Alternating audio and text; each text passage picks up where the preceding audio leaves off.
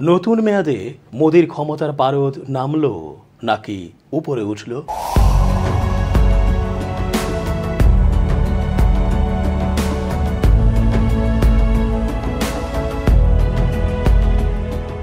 আসসালামু আলাইকুম সুপ্রিয় দর্শক, ভালো আছেন তো? এস জে রতন আছে আজকের পুরো আলোচনায়। চেঞ্জ টিভির আন্তর্জাতিক চোখ অনুষ্ঠানের আজকের আয়োজনের পুরোটা দেখার আমন্ত্রণ।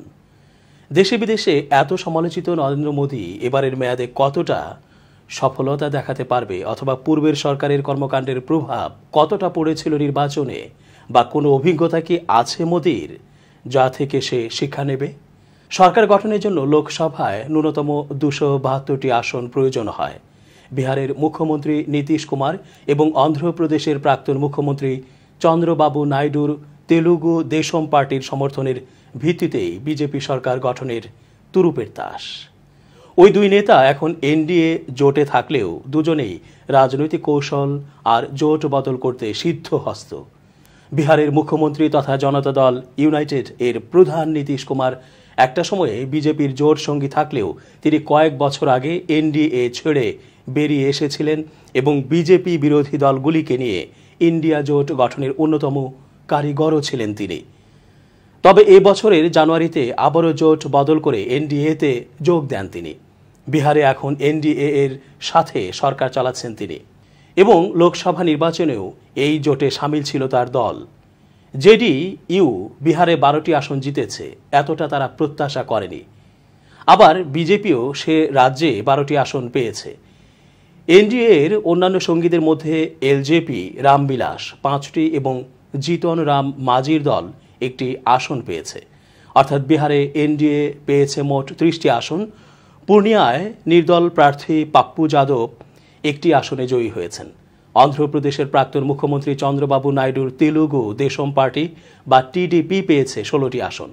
লোকসভা নির্বাচনের পাশাপাশি ওই রাজ্যে বিধানসভা নির্বাচনও অনুষ্ঠিত হয়েছিল।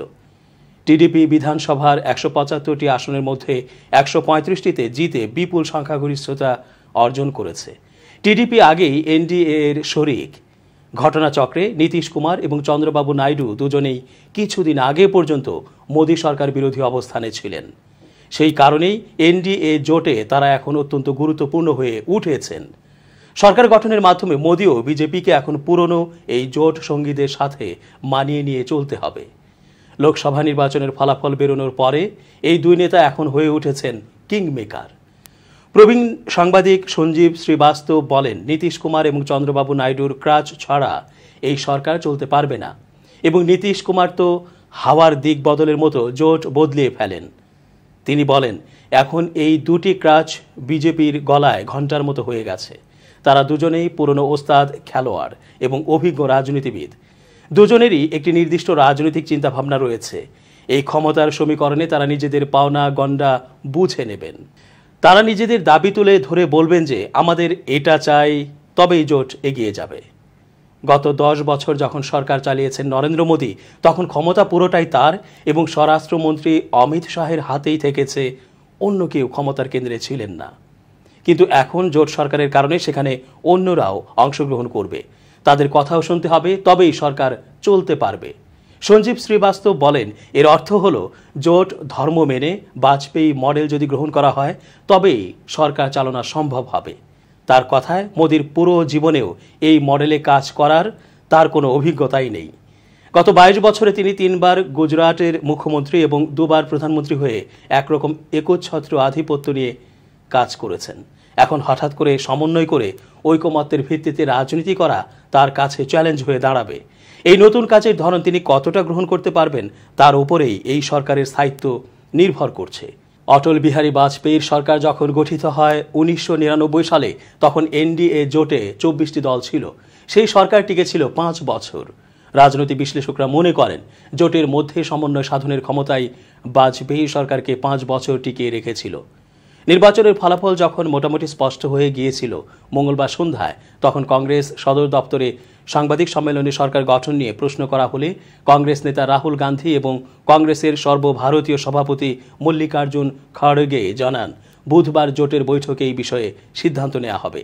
আবার ওই সময়েই জেডিইউ নেতা খালিদ আনোয়ার একটি রাজনৈতিক জল্পনা উস্কিয়ে দিয়ে এক্সে লেখেন, নীতিশ কুমারের চেয়ে ভালো আর কে প্রধানমন্ত্রী হতে পারেন। তিনি আরও লেখেন, নীতিশজি দেশকে বোঝেন। আমরা জানি কিভাবে আমাদের গণতান্ত্রিক প্রতিষ্ঠানগুলিকে সম্মান করতে হয়, গণতান্ত্রিক পদ্ধতিকে কিভাবে এগিয়ে নিয়ে যেতে হয়, মানুষকে ঐক্যবদ্ধ করতে হয়। এই মুহূর্তে আমরা এনডিএ জোটে আছি, কিন্তু আগেও এবং এখনও মানুষ নীতিশ কুমারকে প্রধানমন্ত্রী হিসাবে দেখতে চান। তবে ইন্ডিয়া জোটের অপর দুই শরিক আরজেডি ও আম আদমি পার্টির বক্তব্য লক্ষণীয়।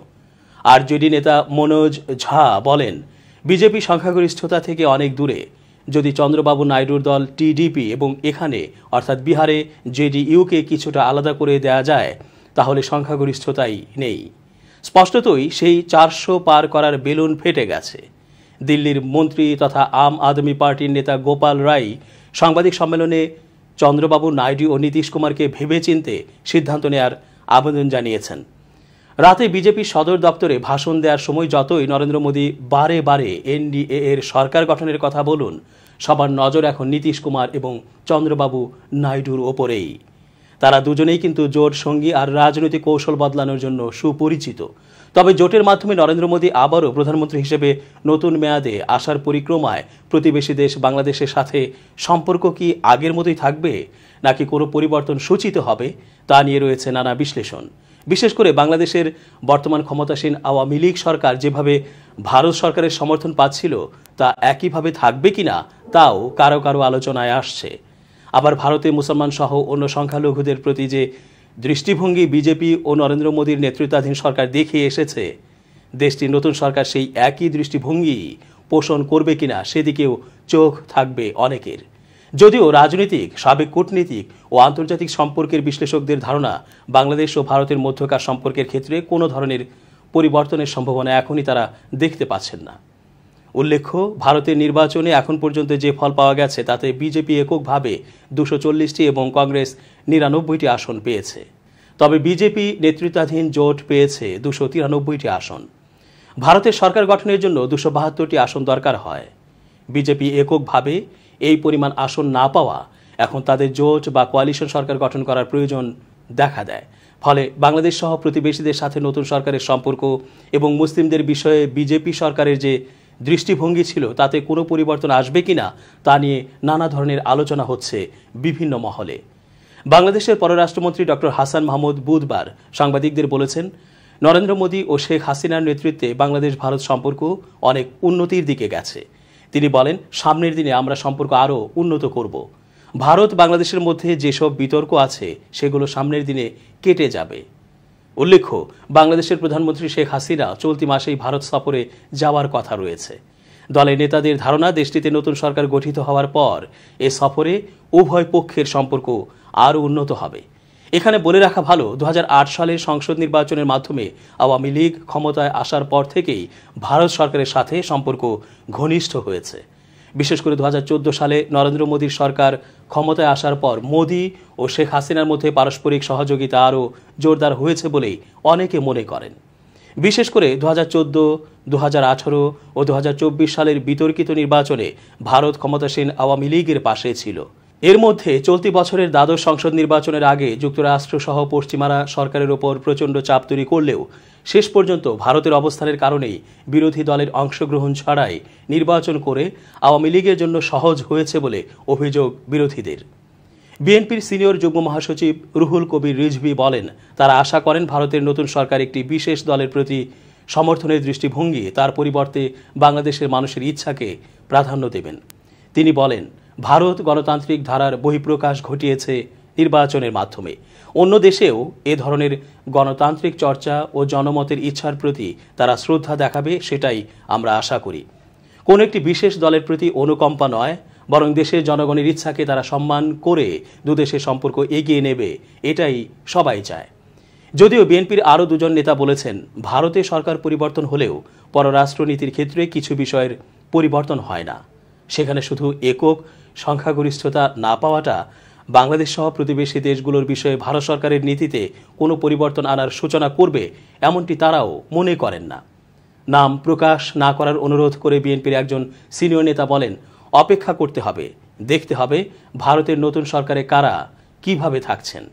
বাংলাদেশের ওপর নতুন সরকারের প্রভাব বা নির্বাচনের ফলের প্রভাব বুঝতে আরও সময় লাগবে।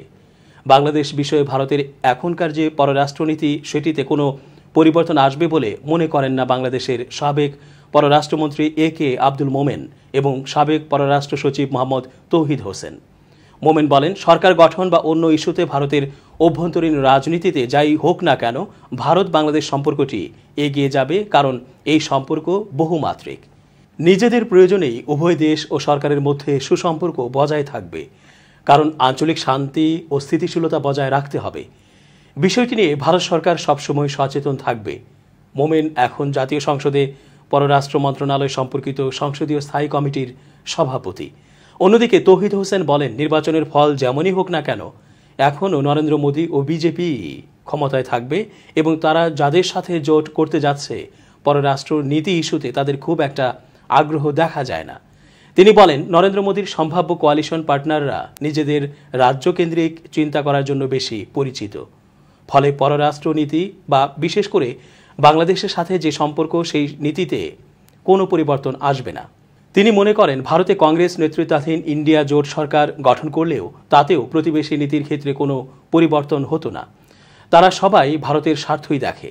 আরেকটা বিষয় মনে রাখা দরকার, তা হলো গত 30 বছরে বাংলাদেশের জন্য যেটুকু পজিটিভ হয়েছে তার কোনোটিই কংগ্রেস সরকারের সময় হয়নি।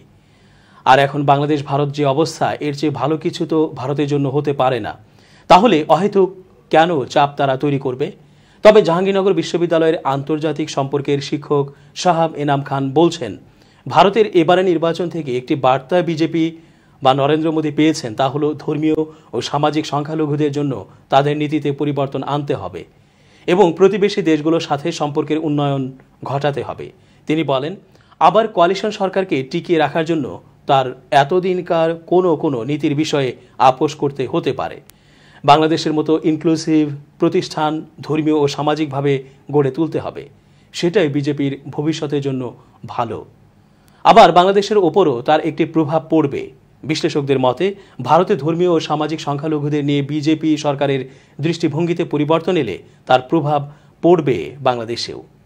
এতে করে সাম্প্রদায়িক অস্থিরতা আরও কমিয়ে আনার সুযোগ তৈরি হবে বলেও মনে করেন তারা। দর্শক, আজ এই পর্যন্তই। ভালো থাকুন।